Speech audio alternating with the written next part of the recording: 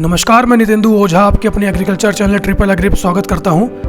आज जिस टॉपिक पे हम लोग बात करने वाले हैं वो है पंचवर्षीय योजनाएं, यानी कि rural development in 5 year plans in India. इन योजनाओं में क्या क्या काम हुआ है और योजनाएं कब कब लागू हुई हैं, इनके बारे में हम लोग बात करेंगे। तो चलिए शुरू करते हैं। यह योजना 1951 से 1956 तक थी और यह योजना हेरोड डोमर मॉडल के ऊपर आधारित थी। इसका मुख्य ध्यान देश के कृषि विकास पर था और यह योजना सफल रही थी और करीब 3.5 की वृद्धि दर हासिल की थी। दूसरी पंचवर्षीय योजना सन 1956 से 1961 के बीच में थी और यह योजना पीसी महालनोबिस मॉडल के ऊपर आधारित थी और इसका मुख्य उद्देश्य देश के औद्योगिक विकास पर था। यह योजना 1961 से 1966 के बीच में थी और इस योजना को गॉडगिल योजना भी कहा जाता है। इस योजना का मुख्य लक्ष्य अर्थव्यवस्था को गतिमान करना और आत्मनिर्भरता बनाना था। और सबसे बड़ी बात यह थी कि चीन से युद्ध के कारण यह योजना फेल हो गई थी, लेकिन इसका वृद्धि दर 5.6% था, लेकिन इसका औसतन और जो वास्तविक वृद्धि थी वो 2.4% थी। चौथी पंचवर्षीय योजना 1969 से 1974 तक थी और इस योजना के 2 मुख्य उद्देश्य थे। पहला, स्थिरता के साथ विकास और दूसरा, आत्मनिर्भरता की स्थिति प्राप्त करना था। इस योजना के दौरान ही 1971 के चुनाव के दौरान इंदिरा गांधी जी द्वारा गरीबी हटाओ का नारा दिया गया था। यह योजना असफल रही थी और करीब 5.5 की विकास दर के स्थिति के मुताबिक देखा जाए तो सिर्फ 3.3 की वृद्धि की हासिल की थी। पांचवी पंचवर्षीय योजना 1974 से 1979 तक थी और इस योजना में कृषि को सर्वोच्च प्राथमिकता दी गई थी। इसके बाद उद्योग और खानों में वरीयता दी गई थी।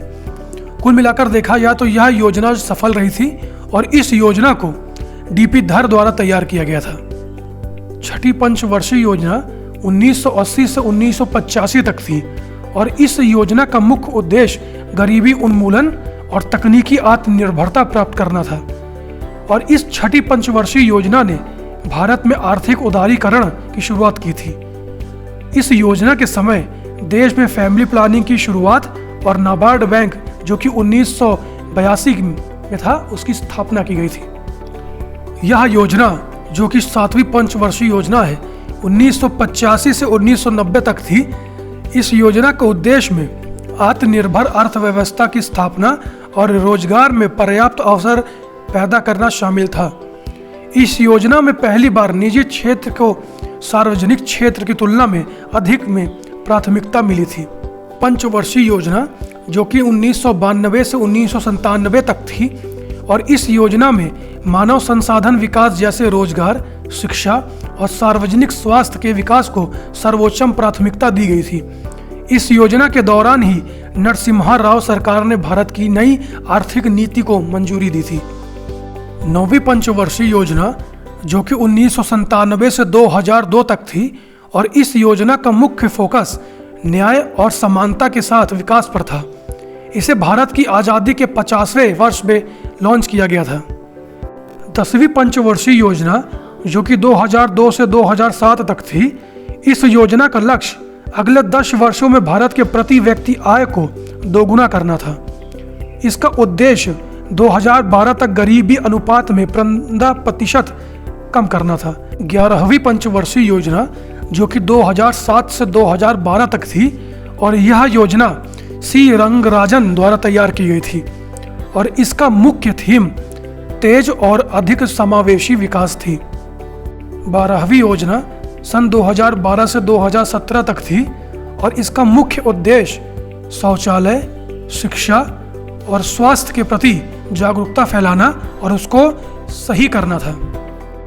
13वीं योजना सन 2017 से 2022 के बीच में थी और इसका मुख्य उद्देश्य हमारी इंडस्ट्री को बढ़ाना, इकोनॉमिक कंडीशन को सही करना और हमारा इन्वायरमेंटल कंडीशन को इम्प्रूव करना था। तो कैसी लगी मेरी वीडियो? अगर आपको मेरी वीडियो इंफॉर्मेटिव लगी है तो इस वीडियो को देखिएगा और इस वीडियो को उन स्टूडेंट के साथ शेयर करिएगा जो कि किसी कॉम्पिटिटिव एग्जाम को देने जा रहे हैं या फिर यूपीएससी की तैयारी कर रहे हैं, क्योंकि 5 ईयर प्लान्स के बारे में कई तरह के क्वेश्चन पूछे जाते हैं, तो इसको अच्छे से रिवाइज कर लेना चाहिए। तो मेरे वीडियो को लाइक करिएगा, शेयर करिएगा और सब्सक्राइब करिएगा। जय हिंद, जय भारत।